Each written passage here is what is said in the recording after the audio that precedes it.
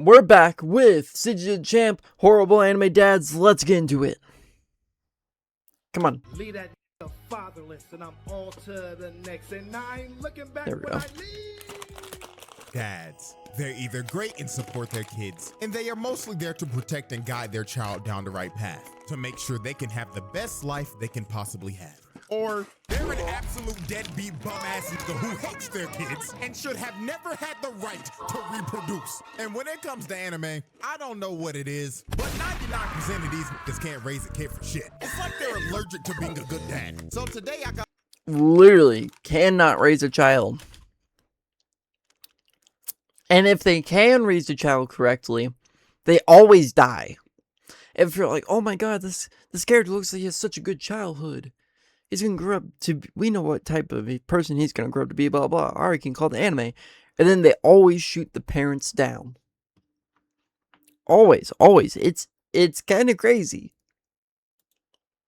But if they're evil, they're fine. And taking a look at some of the worst fathers in anime history, with an honorable mention. Because if I'm talking about bad dads in just animation, period, this motherfucker is gonna make the cut Ozai. Oh, absolutely Ozai. every single time. So we're gonna start from the top. And the lower we go, the worse they will get. It's like we're simulating hell for how much hell these fathers. Oh my god. Ozai's a bad father. Yes, extremely. But he's not the worst. I'm gonna say the Full Metal Alchemist, Tucker, I think his name is Tucker, is the worst father.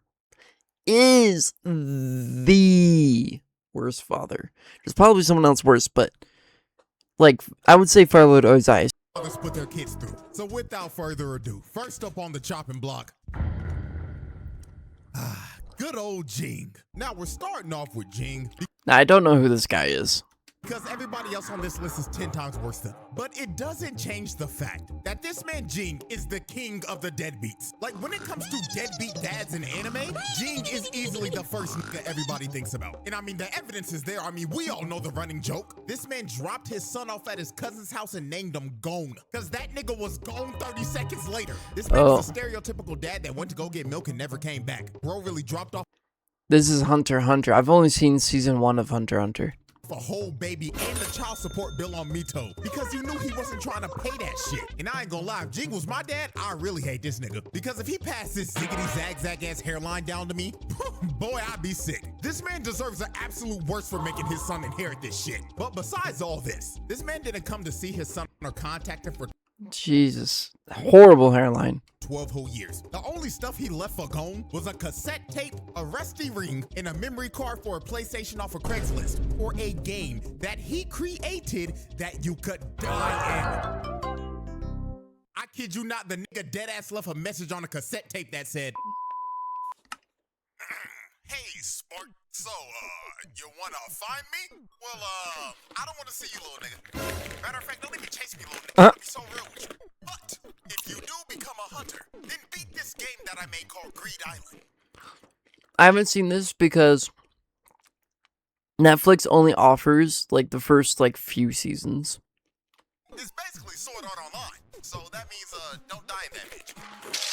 Oh, Jesus! I think somebody just died, but, you'll be fine. Anyways, though, you beat that? Then I'll maybe finally talk to you. Well, good luck, sport. But I'm gonna be so real with y'all, the shit that really pissed me off about Jing in the moment that showed everyone that this nigga ain't shit was when Gon was in the hospital. Now, Gon was fighting for his life after his fight with Pito. He was on life support and he was about to Damn. die. And Jing did not bother to visit him once when he was literally across the street. Not even a 5-minute walk. The lazy bastard didn't even want to go to the hospital to see his son that could have died. Like I'm telling y'all, when Leorio called this man out in front of everybody, it was pure satisfaction. Bro got on the mic and was like, I got a question for Mr. Jing. Hey yo, why haven't you gone to visit your son, you bum ass nigga? You deadbeat musty dressed in rags, bitch.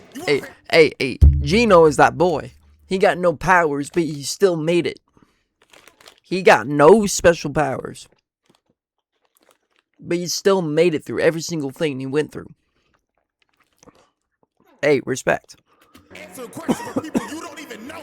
Meanwhile, your own flesh and blood is about to die. So answer the question, hoe ass nigga. Why have you not gone to see your son? And after Leorio called him out, Jing replied with, man, he got enough friends. He'll be fine. Did he even say he wanted me to come in the first place? And the fact that this man Jing said that, does he even want me to come, while Gon can't even say that shit because he's in a coma, pissed Leorio off to the point where he said, fuck it. Oh. When did he get powers? On this nigga, lifted him out of his seat. When did he get powers? But also respect. Because, yeah, fuck you. With a Shoryuken.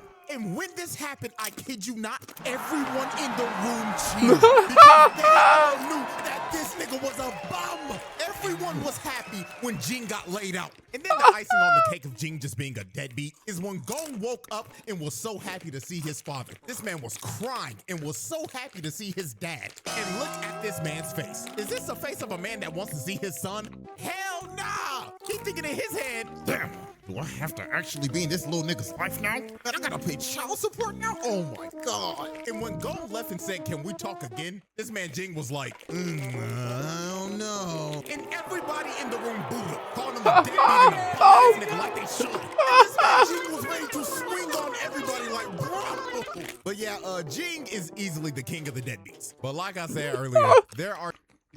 The entire room hating on you. When the entire room hates on you for not seeing your kid, maybe you should, you know, say at least hi. Dad's 10 times worse. The boy's been looking for you for years. And next up is a dad that abused his whole family. Oh. Yeah, Endeavor wasn't like the worst. I only read the... Okay, so I'm not a diehard MHA fan. I've only read the comics of like the first like few seasons. This was early. This was like 2019 when I was reading the comics. So, but I know, like, Endeavor was a shit father. He wasn't like as bad as Gino, whatever his name was, to Gon. Like, at least he was like part in their life, but it's like he just was too hard on them. He was like that typical drunk father, right? He comes home, drinks beer, beats his wife, beats his kids, goes to bed. That's the impression that Endeavor gave to me, right? And then at least he changed his ways, at least from the clips that I've seen of Endeavor. Like, I just crossed by MHA clips and some about like Endeavor and how he changed his ways. And I knew that he was trying to change so that Todoroki, or whatever his name is, wouldn't hate him. And he's like, why? And then he was always questioning, why do you hate me? It's because you were a piece of shit, especially to your wife. Oh boy, Endeavor. Endeavor is a great hero, but my God, he was a terrible father. Now, I will say this. Endeavor, without a doubt, is the most improved father on this list. He's actually trying to do better, but the way he was moving before his whole redemption was awful. This nigga was a piece of shit that mentally abused and broke his entire family apart. And this was... Yeah, the way he did to the mom... The mom looked crazy. I felt so bad. I was like, oh, I hated Endeavor for so long. The way he changed his ways, I hated him less, but I still didn't like him. I still called him a piece of shit. Because he was. Because he was a hating ass nigga. Literally. Endeavor was obsessed with trying to be better than All Might. So when he finally came to the realization that All Might was just better than him and it was just a skill issue, he decided, if I can't be better than him, then I'll make somebody better than him. So this man went out and bought a wife so he could make a hybrid baby with her that would have his flame quirk in her. I didn't remember. I don't think the manga directly said he bought a wife. I'm pretty sure the manga, like, I don't know how they referenced it. I didn't catch it. I was too fucking young and dumb to know what that meant. But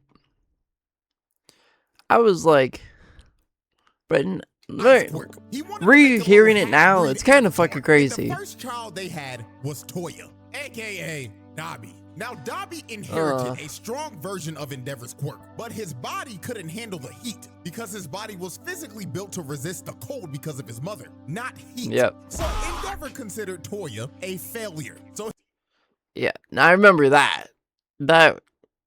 This He dude. continued to have more kids. He had Fuyumi and Natsuo. And guess what? They didn't live up to the hype that Endeavor wanted. So then he tried one last time, and he finally had a baby that had both quirks, and that was Shoto. And when Endeavor finally had Shoto, he was so obsessed with them, he just gave up on all of his other kids and told them not to be heroes. I mean, Literally,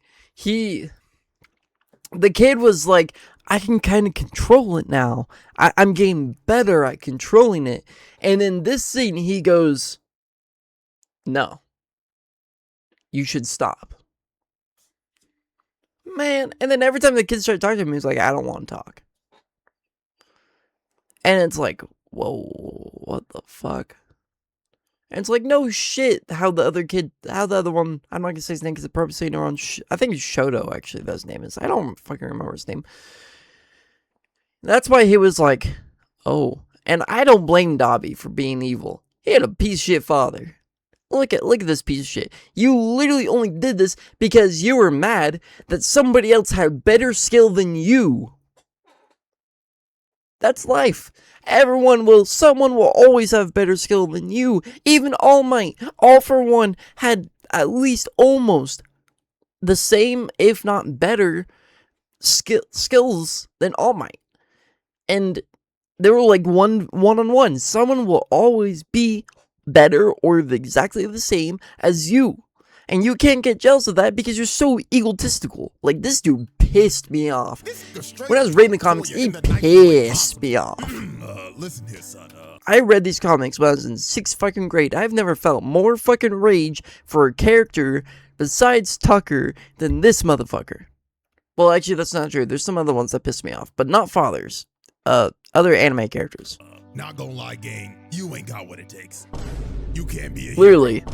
You can't Literally. Be a hero, Mike. Just give up. And his kid is crying because he's like, look, because the kid was mad because he's like, you keep spending all this time with him. Look, I can control my flames. I think I can do more. And he goes, no. I'm pretty sure he just says, no, you shouldn't keep going because it will like burn you alive. But you won't even try to help him control his quirk. This was the start of this family just breaking apart. Because after Endeavor told Toya this, he straight up tried to swing on baby Todoroki. So after Toya tried to swing on his baby brother, Endeavor straight up told his wife, keep Shoto away from the other kids and don't let Toya out of your sight. So this is when he just started to neglect his other kids. And the only kid he cared about was Shoto because he was his perfect creation. So he put Todoroki through some hellish training. Like he was beating this little nigga's ass. And when his mother came in to try to stop him, he just hip slapped her. Literally. This scene I remember exactly this scene. And I was like, oh hell no. I was like fucking 13 or something. I was like, absolutely the fuck not. What the fuck? Right in front of his... Literally, look how traumatized this little motherfucker was. I remember seeing this. I was like, oh, this poor child. You know what goes through my head now? I didn't know, because I didn't know Boondocks back then. But it's like, my baby. Sorry. And this wasn't even the last time he hit Literally. him. Because one day Toya came back to his dad and told him, oh my God, Pops, I've been training right. And not gonna lie, gang, I think I understand it now. You should come watch me, Dad, please. He's literally crying, saying, can you please just hang out with me? And when Endeavor heard Toya was training again, he went to his wife and slapped the shit out of her. Right? For what? And these poor other kids that hate their dad reasonably. And then later on, when he's in his sense, he's like, why do all my kids hate me? Man, that's fucking crazy. He's like, I know I wasn't a great father, but I tried. No, you did not. In front of his kids. I'm pretty sure he said he tried or something. He did not try. Todoroki's mom's mental health just declining. Because every time she looked at her kids, she saw Endeavor. And this led to Todoroki's mom throwing boiling water on Todoroki's face, giving him the Zuko scar because she straight up snapped and tweaked out because she couldn't even see her kids the same. Her mind was broken. So he straight up threw her in a mental insane asylum and then just as he completely neglected Toya, Toya went up in the woods thinking his dad was coming, and when he realized he wasn't, his emotions took over and his flames became out of control. Literally. And it ended up starting a goddamn California forest fire. Man's Literally. the whole force, and Endeavor thought his son was dead. Just for all for one, to find his son who was burnt to a crisp and make him a whole super. So it literally took him burning alive to cry for his kid, to once even put in amounts of care for his kid. And then I think like the season, I did watch this in the anime part. Dobby revealed that he was his father, and he was like, "Oh my god, that's you." And then he was like, "I'm so sorry." I'm like, "Don't apologize now." I still hate Endeavor. So yeah, this man I still hate mentally Endeavor. and physically abused his entire family and pushed them to their breaking points. All because, Like I said, less because he made up, but But you see, Endeavor is Literally. not the only father that we're covering today. all because you want to be number one. Bro, you're number two. Be happy that you got number two, and people can recognize you. You know how many people would die to be number two in that universe? That was a firebender and caused their son to get half their face burnt off. Because now it's time for our honorable mention. Yep. Now, y'all should have known damn well. If I'm making a video about bad fathers, this man Ozai will make the cut. God damn, this every Ozai. single time. Ozai is just flat out one of the worst fathers in fiction. This man Clearly. is an actual evil, narcissistic psychopath. And the way he treated his kids, whoa boy. There was a reason Zuko was a depressed dickhead and Azula was a psychopath. It all goes back to their father. So first, let's start off with Zuko. And we have to dive all the way into the comics for this. Now, the whole family was having dinner, right? And Azula was talking about how she set her firebender's teacher's pants on fire. So Ozai, of course, was glazing Azula because she was clearly his favorite child. And he was straight Literally. enabling Azula's bad behavior. Talking like, your teacher sounds like a fool. I'll have him sent back to the colonies. So Zuko chimed in and said, he's not a dummy. He just thinks that proper firebending has to start. Ozai cut Zuko off and he is pissed. And he Literally. said something that a father should never say to their child. He told Zuko, how dare you lecture your sister on firebending? You know, little nigga, let me let you in on a little secret. When you were born, we weren't sure if you were a bender at all. You didn't have that spark in your eyes. I planned to cast you from this palace. How embarrassing for a prince of the Fire Nation to have a non-bender as a firstborn. Lucky for you, little nigga, your mother and the Jesus. Fire Sages pleaded with me to give you a chance. Azula, on the other hand, never needed that kind of luck. She was born lucky. You were lucky to be born.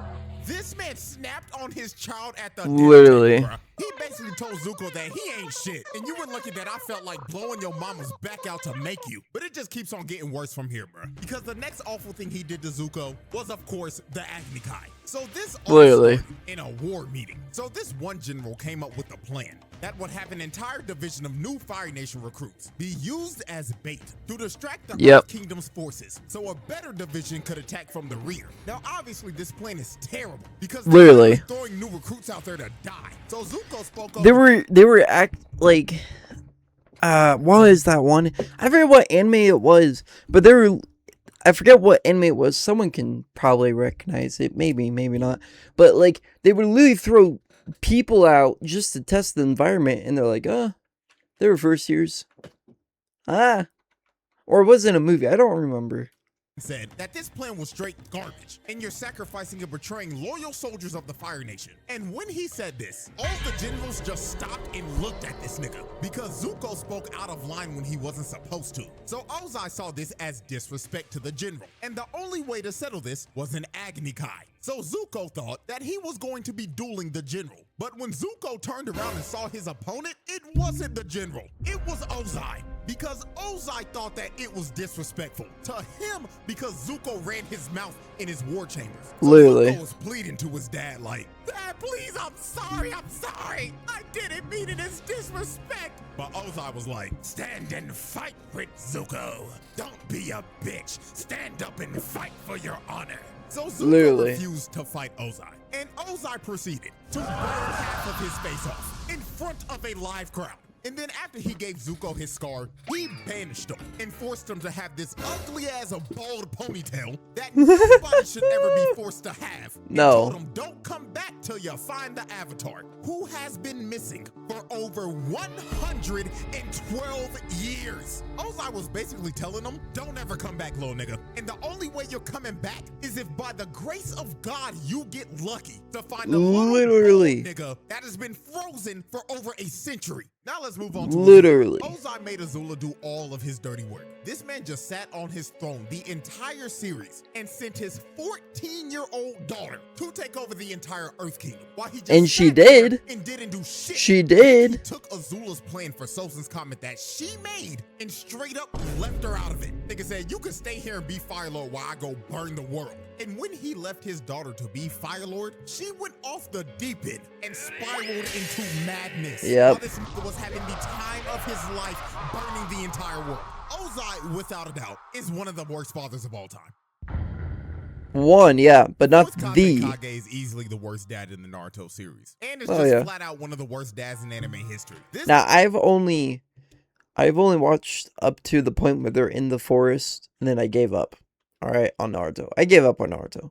All right. motherfucker ain't shit. He had Gaara living one of the worst childhoods of all time. Nigga had his son depressed 24/7. It made him start his emo phase at the age of 6. Like, there was no wonder Gaara was a uncontrollable D1 crash out in the first part of Naruto. It's because his dad ain't shit, and he tried to make him a weapon of mass destruction as a baby. You see, Rasa did some shit. You see, the Hidden Sand was struggling financially. These niggas were broke, and they were in desperate need for a weapon of mass destruction. So Rasa ended up conceiving Gaara for the sole purpose of sealing the one-tailed beast inside of his unborn child, so he could make him a Jinchuriki and weaponize him. Now, since Rasa tried to seal a tailed beast inside of his unborn child, this ended up leading up to Gaara's mother dying in childbirth. So off not even a day into the world, Gaara was made a weapon of mass destruction and lost his mother fresh out the womb because of his father. The little nigga was set up for a life of hell, and Rasa knew this shit. I mean, Gaara couldn't even sleep because Shikaku was always whispering to him, "Yeah, little nigga, fall asleep, I dare you. The moment you go night-night, I'm taking over your body and I'm blowing this bitch up.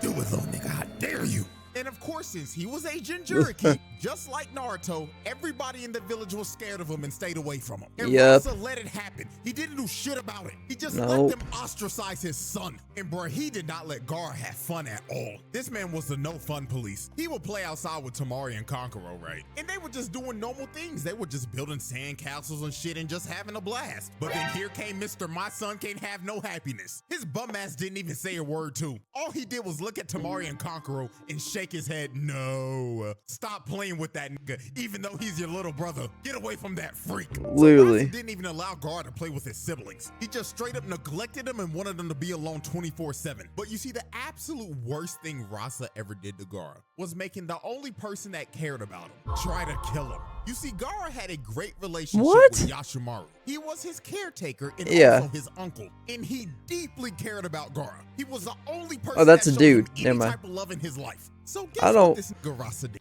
That's a dude? Damn. What?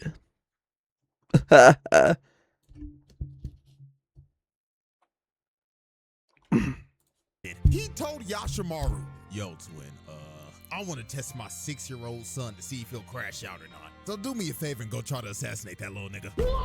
And also tell that little nigga that his mother never loved him. I want to see if he'll go berserk. And if he does, he's a failure of a Jinchuriki." So this nigga sent Gaara's uncle to try to assassinate him. So when Yashimaru pulled up on Gaara, he had on a mask covering up his identity, so Gaara didn't know who it was. So Gaara immediately grabbed him and crushed him like a bug.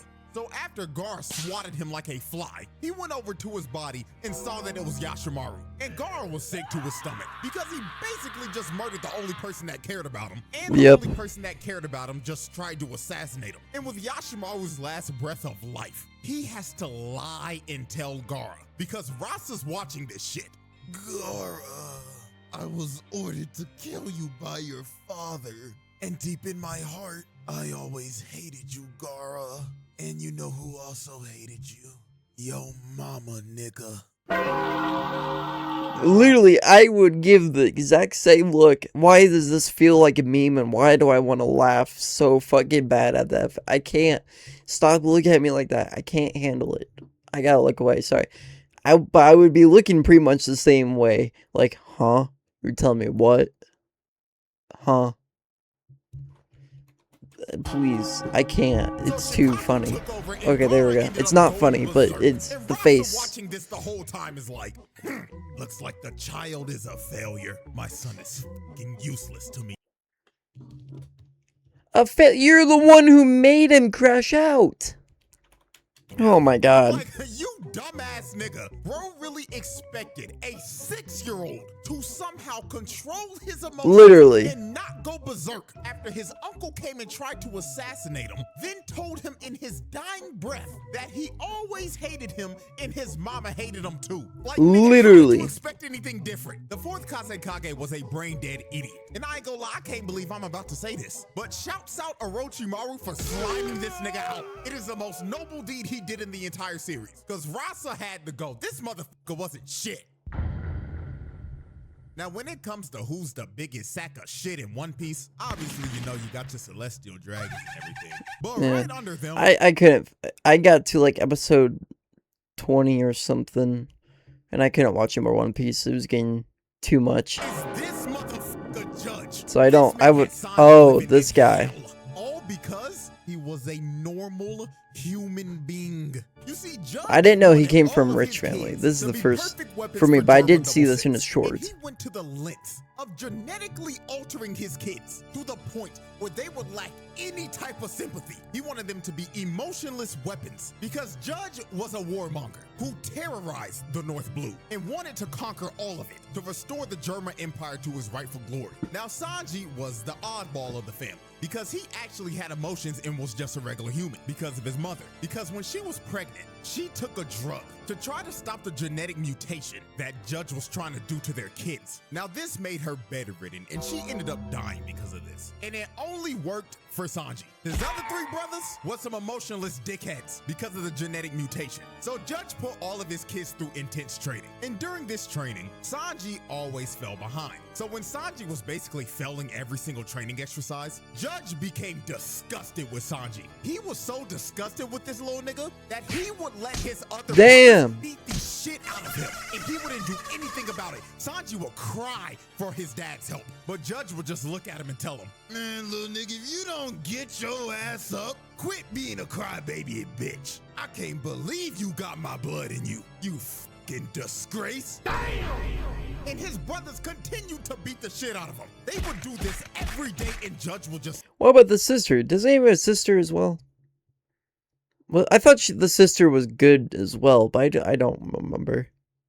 let it happen because he didn't care about Sanji. The only kids he cared about Oh, were his sister no. and his brothers. And my God, when Judge figured out that Sanji's hobby was cooking, ooh, this nigga did not like this shit at all. Sanji was making food for a mouse, right? And the mouse was tearing that food up. But then Judge barged in the room and just started yelling at him like, Sanji, are you cooking for them ass rats again, boy?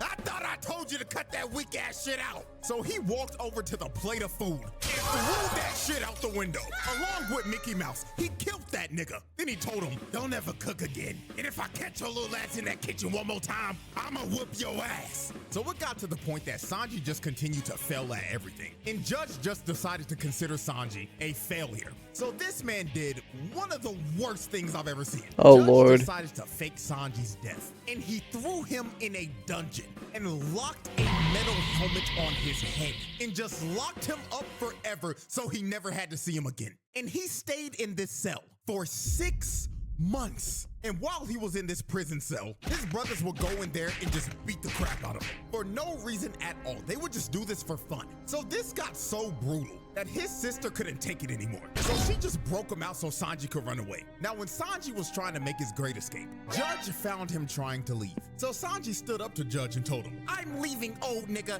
and there's nothing you can do to stop me. And Judge just looked at him and said, okay. Don't hit your head out the door, little nigga. Wow. I don't care what you do, I'm gonna be real with you. But before we part ways, let me tell you this. Never tell anybody that you are my son, because you are the only stain on my legacy. So Judge let Sanji run away because he couldn't give a damn about him. And Judge didn't see Sanji again for 13 whole years. And the next time he saw him, he tried to use Sanji to marry him off to one of Big Mom's daughters. Bro didn't see his son for 13 years, and the first thing he tried to do was use him for a diplomatic marriage. And to make sure he couldn't leave, he put these handcuffs on him. And if he ever tried to take them off, he would blow his hands off so Sanji could never cook again. Wow. The whole cake arc and the Straw Hats rescue Sanji while the Straw Hats were leaving. This might be up there with Ozai. I'm not gonna lie. I didn't realize how tragic life was for Sanji. But this has gotta be like right up with Ozai. Judge saw Sanji on the Sunny, and the last thing he wanted Sanji to hear before he left was, Sanji! I just want you to know something before you leave. You still ain't shit, and you'll never be shit. Not gonna lie, gang, if your pops was talking to you like this after years of abuse and neglectment, ain't gonna lie, you might have to slime that nigga. Literally. That's insane. Judge Literally. earned his reputation as one of the worst fathers in anime. Now nothing will top this. Wow, this piss. I'm telling you, I never felt any rage in that. I had control because I was in a public area reading this shit in the comics. I literally had to stop the book, go onto the school computer, and watch something because I could not handle it. Oh boy. Ladies and gentlemen, we've reached the final father we will be covering today. And this motherfucker, Shou Tucker, is arguably the top one worst father in anime history. In my personal Literally. opinion, he's the worst. Now, if Yes. you've never seen Yes. Fullmetal Alchemist, Finally, something we agree on, CJ. I'm warning you right now. This shit is about to get dark. So, Shou Tucker was a state alchemist that was known for his work about chimeras. And Shou famously got his state alchemist license for making a chimera that could speak the human language. Now, if you've never seen this, he's like you said, he's a state alchemist who's famous for making chimeras who can speak English and understand English. What you're about to hear next, you better mentally prepare your shit. And he did this 2 years ago. So Yep. when we first meet Shou, he just looks like an average run-of-the-mill middle-aged dad who's had a couple of midlife crises. Yep, when first reading it, I thought this man was cool, and I'm like, how did he do that? We can see I was so clearly from invested his when hair, I was reading 'cause this, that too. shit's receding like a motherfucker. It But is. Shou had a daughter named Nina and a dog named Alexander, and they looked like a pretty happy family. Now, the house was nasty as hell. The dishes look like they ain't been washed in a week, and the shelves look like they haven't been dusted in ages. And Yeah. Shou says the reason why the house is like this is because his wife left him and his daughter, and she left them 2 years ago. So after Ed and Al met Shou the first day, when they were leaving, Shou was informed that assessment day was coming up. And Which means that he can lose his license unless he shows something either more impressive or just as impressive as what he showed them to get his first license.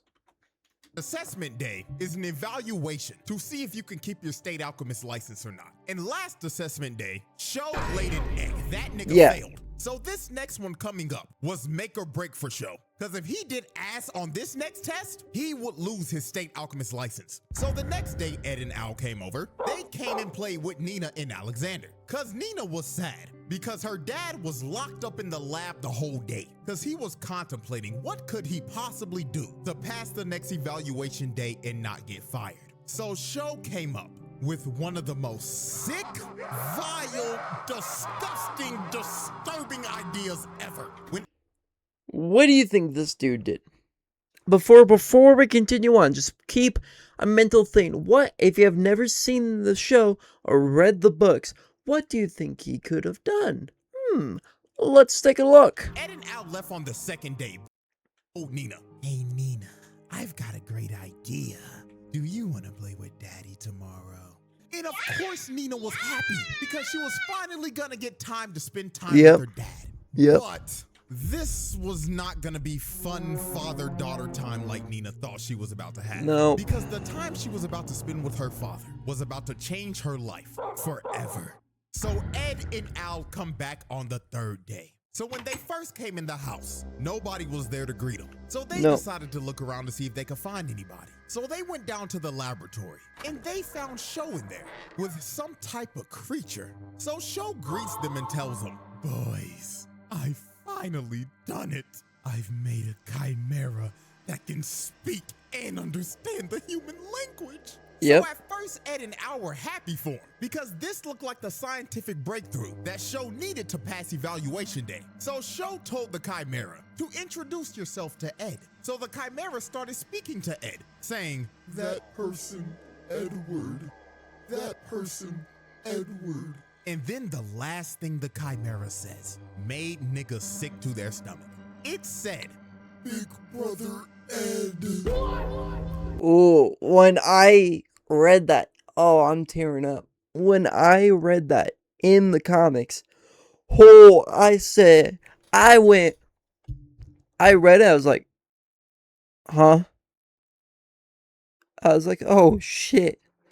In my head, I was like, oh, no. And look at Shou. Look at how he is standing. Bro doesn't even look human right here. I'm gonna be so real. So then He's to not. make sure Ed wasn't tripping, he asked Shou, when did you get your state alchemist license? And Shou says, 2 years ago. Then Ed asked him another question.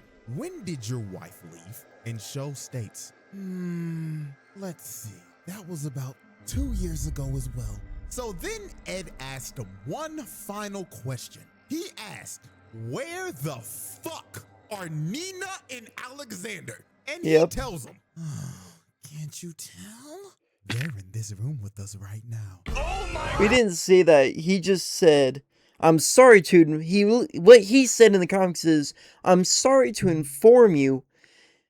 And what happens next? I fully wish Al did not step in to stop Edward. What Edward was about to do next. And it all clicked from there. This nigga made Nina and Alexander do the fusion dance and turned them into motherfucking dog nigga. And guess what? The wife, she ain't leave, nigga. Shou turned her into a chimera 2 years ago. And it starved itself, by the way.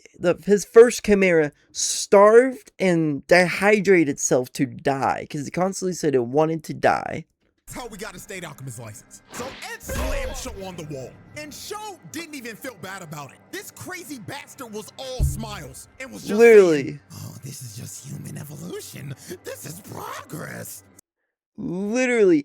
And I was like, how could you do this to your own daughter?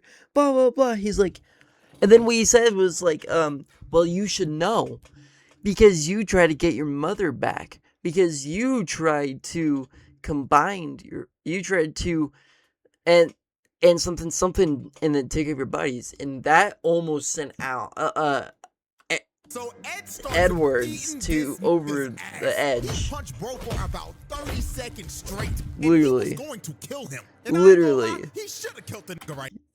He should have. I was reading the comics, and even now, I was like, come on. I was anticipating. I was like, I can't wait. I need to skip through pages. I'm like reading at the same time. I'm trying to read it fast, because I'm like, come on, beat his ass. Here. But Al stopped him, because Nina Xander was still watching him the whole time.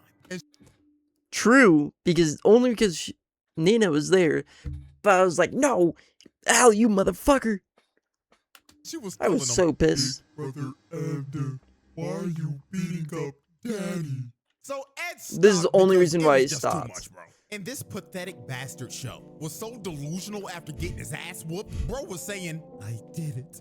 I made it in time to keep my alchemist license. Dude didn't even care about his daughter or the sick ass. What's so crazy is that at the end of it, he was like, why, Nina? Why can't anyone understand? What do you mean anyone could understand? What do you mean? You literally turned your daughter and your dog into a freaking monster. Shit that he just did. All he cared about was keeping his status as a state alchemist. So obviously they arrest this sick ass nigga and put his bitch ass on house arrest. And while he was locked up in his house, Scar broke in. So he walked up to Shou and did what needed to be done. He Literally. grabbed this ugly ass nigga by the face and killed him. Thank God. The first time I applaud Scar was this. Now what's next is who I felt really bad what happened next. Of hell. And then after he boomed Shou, Scar just decided the best thing for Nina was to just put out her misery. So he kills the fusion of Nina. Because he said that there was no way to reverse the fusion. And so he just wanted to give Nina peace because Nina wouldn't be accepted. Which is understandable, but still sad. This man Shou was a sick nigga. He turned his wife into a chimera, then made his daughter and the dog do the fusion dance. Like, there was a reason this man is universally agreed upon as the worst father in anime history. Well, ladies and gentlemen, that was a showcase of some of the worst dads in anime history. And if you're wondering, but CJ, what about all these other horrible, deadbeat, sick-ass niggas? Don't worry, I got you. I got a whole nother 6-man lineup ready to fire Let's off. go. So if y'all down, we'll run this back after Oh yeah, Baki, right up there. next trial or something. But with that being said, hope y'all enjoyed. And for all my dads and future dads out there, keep doing what you doing and don't be like these niggas. Yeah, subscribe, guys. I can't.